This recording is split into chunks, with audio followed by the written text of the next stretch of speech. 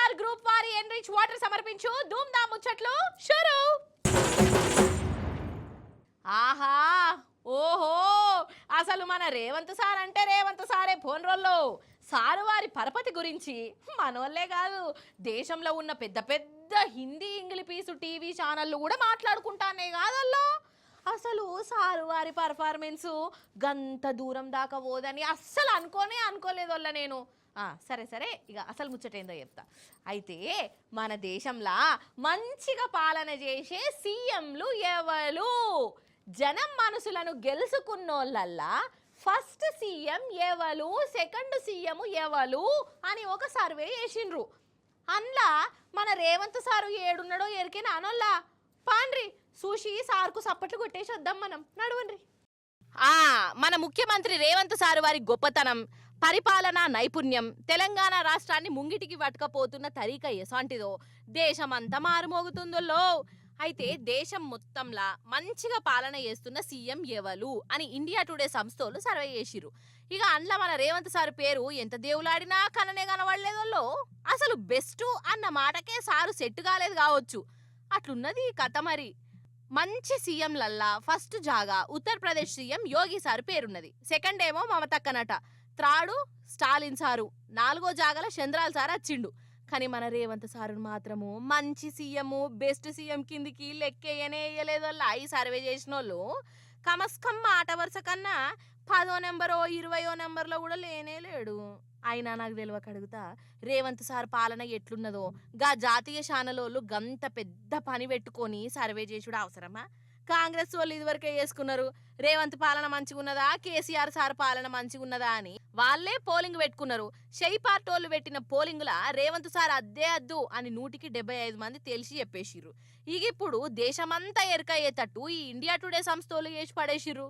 అసలు రేవంత్ సారు ముఖ్యమంత్రి కుర్చీలో కూర్చొని ఏడాది దాటిపోయింది. ఇది ఎత్తా అది ఎత్తా అని అధికారంలోకి వచ్చే, కానీ ఏడి దాన్నే ఉండిపాయే. అసలు చూద్దామన్న పాలన అన్నది కనబడతలేదు. ఈ సర్వే వాళ్ళు కూడా గట్లనే అనుకోవచ్చు, అందుకే సారు పేరును పెట్టలే కావచ్చు వాళ్ళ లిస్టులా. రేవంత్ సారు మంచి సీఎం లిస్టులా నీ పేరు పెట్టలేదని ఆయనత సర్వే వాళ్ళ మీద కోపానికి వచ్చేవు సారు.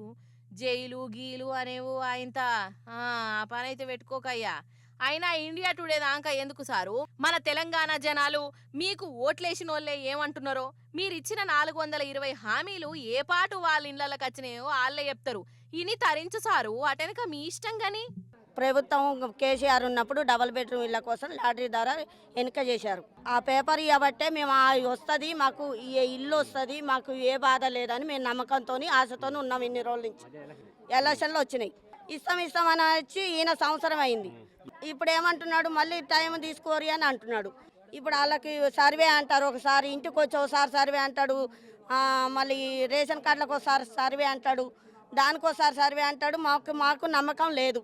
2023లో వచ్చింది సార్, రా ప్రకారంగా తీసిరు, వాళ్ళకే ఇస్తామంటారు. ఇప్పుడు లాస్ట్కి ఏమంటారు రేవంత్ రెడ్డి సారు ప్రజావార్త పెట్టుకున్న వాళ్ళకు ఇందిరమ్మ ఇళ్ళ కింద ఇస్తాం, మీ లవ్వు మీ తీసేస్తున్నాం అంటుండు సార్. మరి మా ఎక్కడ పోతున్నాయి సార్? మాయి మాకు అనేది ఇస్తే మాకు ఇస్తే మేము సంతోషపడతాం సార్, లేదంటే మటుకు అంటే మేము ఎంత దూరమైనా పోతాం సార్. మాకు ఇల్లు వచ్చింది సారు, పత్రం కూడా వచ్చింది, ఇచ్చిర్రు. ఇప్పుడేమో మళ్ళీ అందరు వచ్చి మీకు ఇప్పుడు ఇల్లు వస్తుంది, మీకు తర్వాత ఇస్తాం, ఇంకా 2 నెలలు ఆగురి అని అంటారు సారు. మేము మరి ఎక్కడ ఉండాలి, కిరాయి కట్టలేక వస్తుండే, మేము ముసలోళ్ళం, మాకు చేత కాక ఉన్నది, ఏడ ఉండాలి ఎక్కడ ఉండాలి సార్, మాకు చాలా ఇబ్బంది అవుతుంది. Hi, hello, how are you? I'm your Malishuri. Okay, that's so great, and I'm really so happy for today. And Donald Trump, and he's the American president, and the people are coming to bust in pilot, but it's okay. That wasn't a guarantee. Okay, that's okay. అయ్యో ఏందో గట్ల చూస్తాండ్రు. America English నేర్చుకుంటున్నా నేను, నా కళాపోషణ ఇప్పుడు ఎందుకు బయట పెట్టినా అని అంటారా?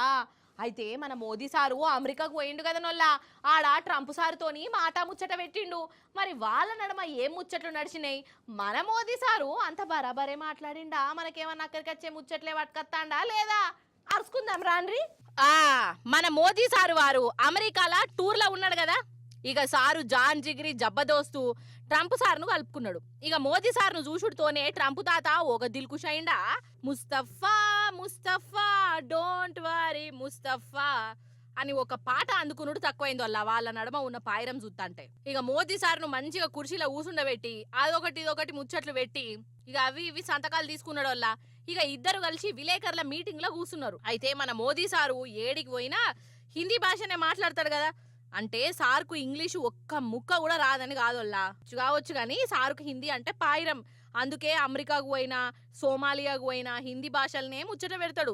ఇక మోదీ సారు హిందీలో మాట్లాడుతుంటే మన ట్రంప్ సారు చూడు ముఖం ఎట్లా పెట్టిండో అర్థమైతలేనట్టున్నది. ఈ ఎనుకున్న ఇద్దరు ఏందంటే సారు వారి హిందీ భాషను వీళ్ళు ఇంగ్లీష్ పీసులా తర్జుమా చేసేటోళ్ళు అన్నట్టు. అగో भारत अमेरिका संबंधों प्रगाढ़ बनाने में, उसको एक नई ऊंचाई देने में और व्यापकता देने में राष्ट्रपति ट्रंप की पहली टर्म की बहुत बड़ी भूमिका रही और मुझे विश्वास है कि दूसरे टर्म में भी हम उसी गति से आगे बढ़ेंगे। सबसे पुराना लोकतंत्र भारत, हम दोनों का मिलने का मतलब 1+1 2 नहीं, 1 और 1 11 होता है और ये 11 की शक्ति, वो ताकत विश्व के कल्याण के भी काम आएगी। ఇక స్టేజ్ మీద కూడా మన మోదీ సార్ ఒక దిక్కు ట్రంప్ తాత ఇంకో దిక్కు నిలబడి స్పీచ్ ఇచ్చిర్రోళ్ళు. ఇక ఇంతగానం అభిమానం చూయించుకున్నారు కదా ట్రంప్ సారు, మనకెళ్ళే జర తీపి ముచ్చట్లు చెప్తాడు అనుకుంటే ముఖం మార్చినట్టే చేసిండోళ్ళ. ఇండియా మీద పన్నులు తగ్గిచ్చుడు ఉండనే ఉండది, తమ్ముడే ప్యాకాటే అని మోదీ సార్ ముంగట్నే చెప్పిండు. Just about the highest tariffed nation anywhere in the world. They've been very strong on tariffs, and I don't blame them necessarily, but it's a different way of doing business. It's very hard to sell into India because they have trade barriers, very strong tariffs. We are right now a reciprocal nation. We are going to, if it's India or if it's somebody else with low tariffs, we're going to have the same. We're going to have whatever India charges, we're charging them. Whatever another country charges, we're charging them. So it's called reciprocal.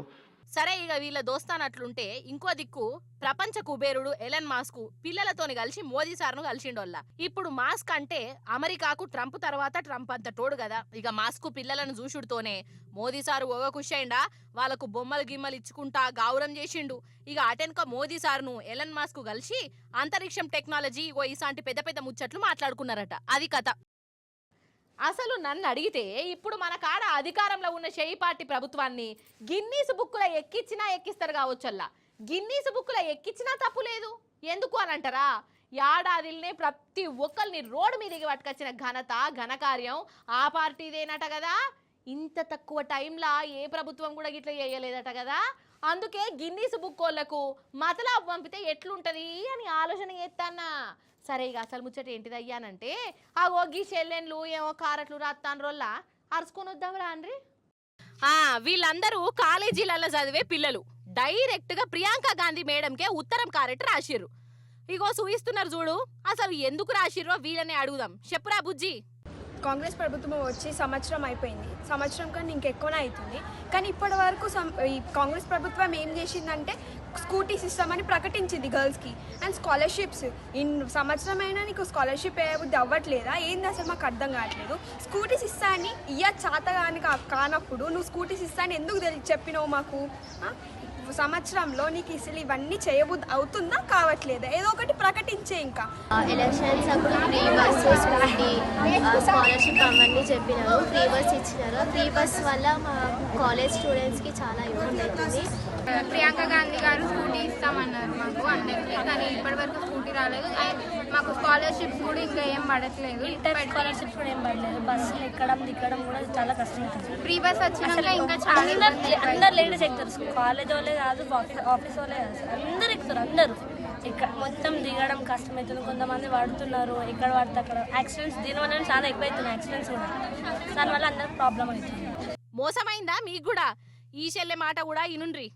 స్కూటీలు ఇస్తా అని మాకు హామీలు ఇచ్చిందో ఆ హామీలు నెరవేర్చుకోవాలని మా post card ద్వారా మా ఉద్యమాన్ని తెలియజేస్తున్నాం.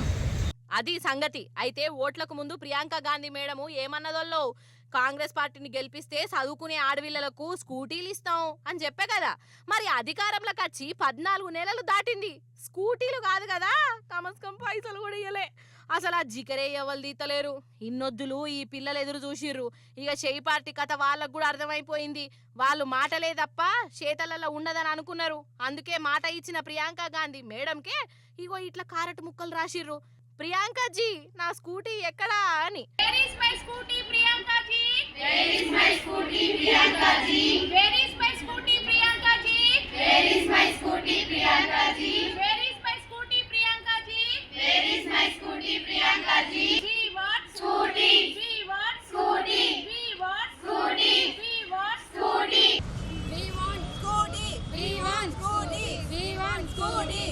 నాలుగు 420 హామీలల్లా ఇది ఇంకో దోకా హామీ అన్నట్టు.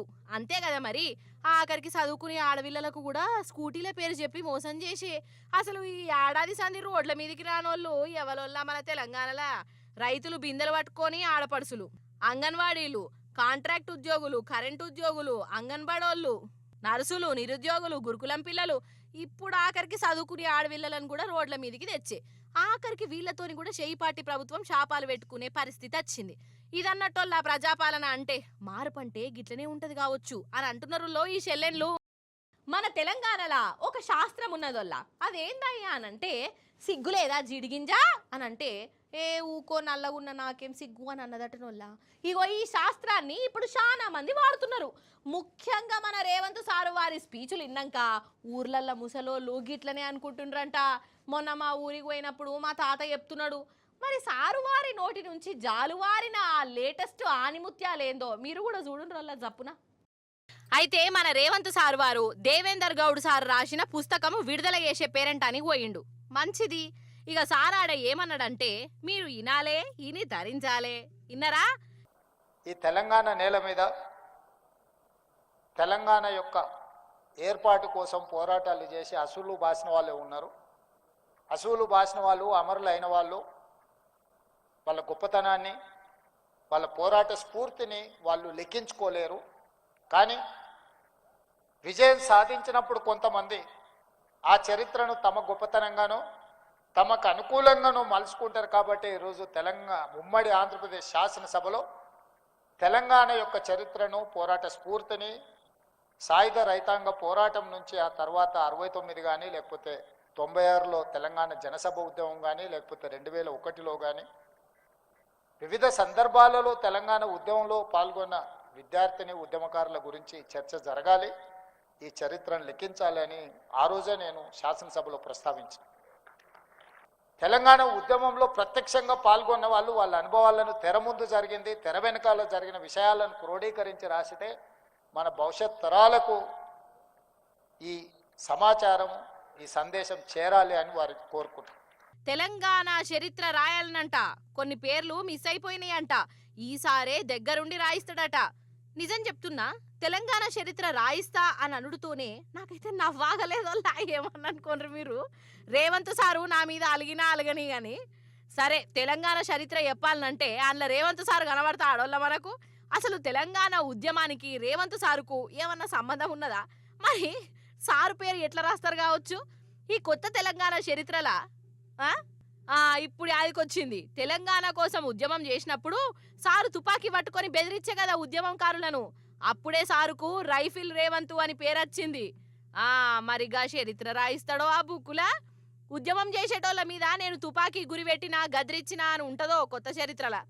ఇక తెలంగాణ వచ్చినాక ఎట్లున్నదో కూడా రాయాలని అనుకుంటే ఇంట్లో కూడా రేవంత్ సార్ పేరు పెట్టవలసింది. ఎందుకంటే రాష్ట్రం వచ్చిన కత్తల్నే సారు ఆంధ్ర చంద్రాలు సారు కోసం 50 లక్షల బ్యాగు పట్టుకొని మన ప్రభుత్వాన్ని కూల్చేందుకు ఎమ్మెల్యేలను కొనే యూరం పెట్టుకున్నాడు. ఇక ఆ కేసు ఇంకా నడుస్తూనే ఉన్నది. మరి బ్యాగులు మోసిన చరిత్ర కూడా ఆ చరిత్రలో రాయించు సారు, లేకుంటే నీ అభిమానులు ఫీల్ అవుతారు. ఇప్పుడు ఇంకో ముచ్చట కూడా చెప్పాలి. రేవంత్ సారు ఏమంటుండంటే నేను అధికారంలోకి వచ్చినాక మస్తు రాసిన, మస్తు మార్చిన, జనము కోరుకున్నట్టే టీఎస్ అని ఉంటే టీజీ చేసిన, ఇక తెలంగాణ పాటను జనం కోరుకున్నట్టే కొత్తగా తయారు చేసిన అని ఇట్లా అనబట్టిండు. అయితే ఇదే సభల రేవంత్ సారు రావడానికి 10 నిమిషాల ముందు ఏ పాట నడిచిందో వినాలే మీరు.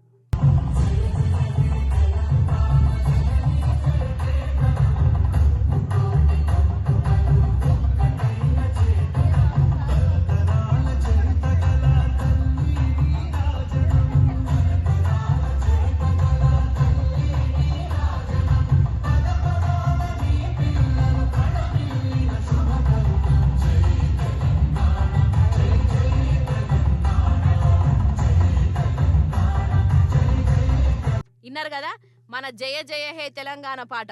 ఇది ఉద్యమం అప్పుడు ఎట్లున్నదో గదే రాగంలో ఈ సభలో పెట్టిర్రు. రేవంత్ సారు ఆంధ్ర కీరవాణి సారుతోని కైగట్టించిన పాటనేమో ఇది.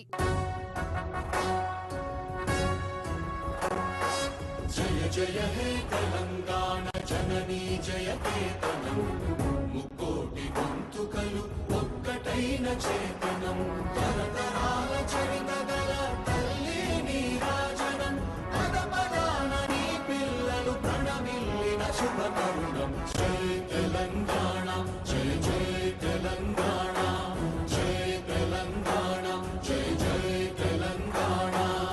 అయినా గాని రేవంత్ సార్ వచ్చే సభల అదే పాట పెట్టుకున్నారు. అంటే జనం మనసులో ఉన్నదే గది. సారు చేసిన మార్పులు షేర్పులు ఆఖరికి ఆయనను పిలిచినోళ్ళు కూడా మెచ్చుకునేటట్టు లేరన్నట్టు. అంతే కదా. అన్నట్టు ఇదే మీటింగుల సార్ ఒక ముచ్చట మాత్రం బరాబర్ చెప్పిండు.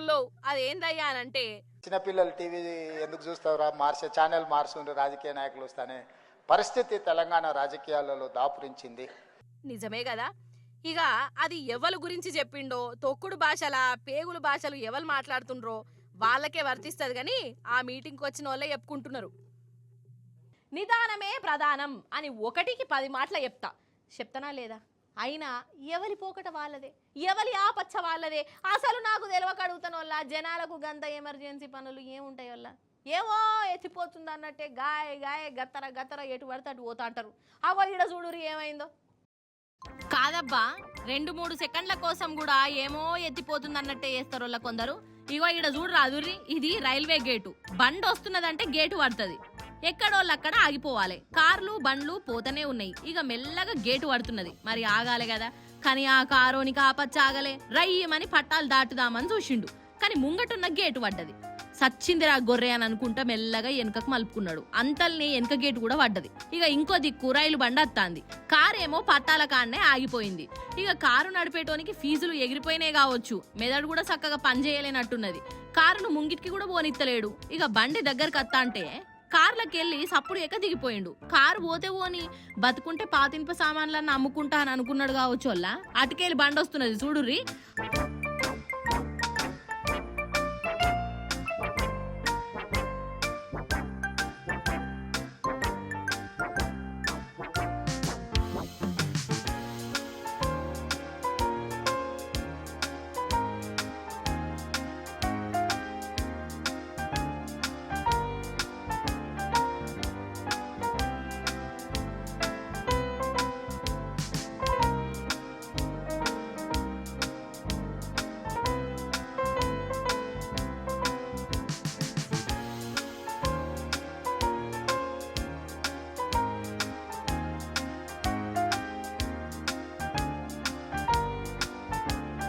అబ్బర బిడ్డ, కారు తుక్కు తుక్కు అయిపోయింది కదా. అటు దిక్కున్న స్తంభాలు కూడా ఇరిగిపోయినాయి. ఇంకా నయము అందులో ఈ మనిషి ఉంటే అప్పప్ప అయిపోవు కావచ్చు అన్నట్టు. ఇది మన కాడ కాదల్లా, అమెరికాలో జరిగింది. ఆఖరికి అమెరికాలో కూడా రూల్స్ గీల్స్ జంపింగులు చేసే ఇసొంటోళ్ళు ఉన్నారైతే.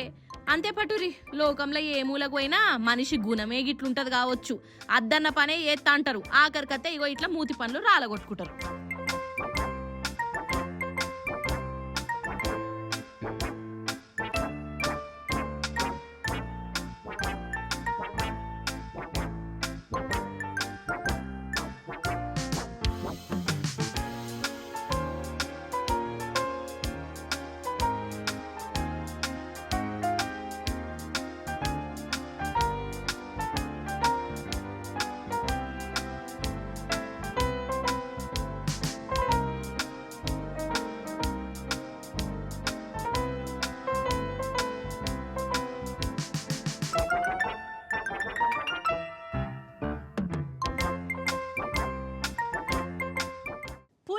తలకాయ పెట్టుడు అనే శాస్త్రం ఎరికే కదా.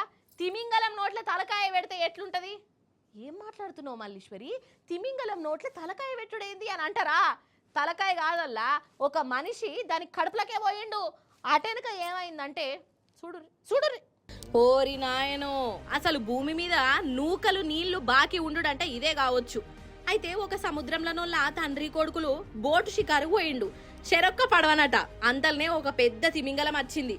ఇక ఈ కొడుకును చిన్న పడవను లటుక్కున మింగింది. ఆగో, కొడుకు కడుపులోకి కూడా పోయిండోల్లా. ఇక పాప మా నాయనది ఒకతన్లాట కాదు. అయితే కిస్మత్ చూడుండ్రొల్లా అప్పుడే తిమింగలానికి కక్కొచ్చిందంట. లట్టుకుమని ఉమ్మేసింది. నోట్లకెళ్ళి ఆ పడవ ఉన్ను ఇగో ఈ మనిషి బయటకు వచ్చిర్రు. పిల్లగాడు బతికి బయటపడ్డాడు.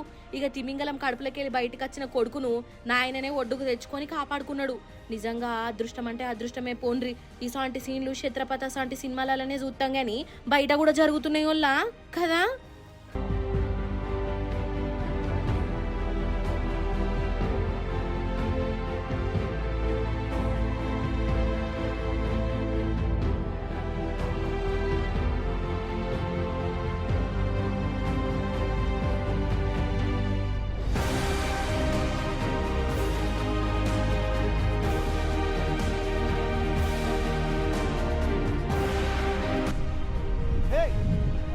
Ya, vente, vente. Tranquilo, agarra el bote, agárralo, tranquilo, agárralo. Agárralo, agárralo, no te subas, agárralo. Tranquilo, agárralo. Agárralo, agárralo, vete a la orilla. Tranquilo, tranquilo. Ya voy. Tranquilo, ya voy. Tranquilo, ya voy, tranquilo. Tranquilo, tranquilo. Tranquilo, tranquilo. Tranquilo, tranquilo, tranquilo, descansa. Vamos a la orilla, tranquilo. Agárrate de la cuerdita. Agárrate de mi cuerdita. Tranquilo, agárrate de mi cuerdita. Agárrate de mi cuerdita de atrás, no me tumbes, no me tumbes. NSR group వారి enrich water సమర్పించు ధూమ్ ధామ్ ముచ్చట్లు. ఇవ్వన్నట్టులో ఇయాలటి ముచ్చట్లు. మళ్ళీ రేపు వచ్చేటప్పుడు ఇంకిన్ని ముచ్చట్లతో కలుస్తుంది మీ మల్లీశ్వరి. అప్పటిదాకా మీరైతే చూస్తూనే ఉండండి టీ న్యూస్. నేను ఉంటా మరి. నమస్తే, టాటా.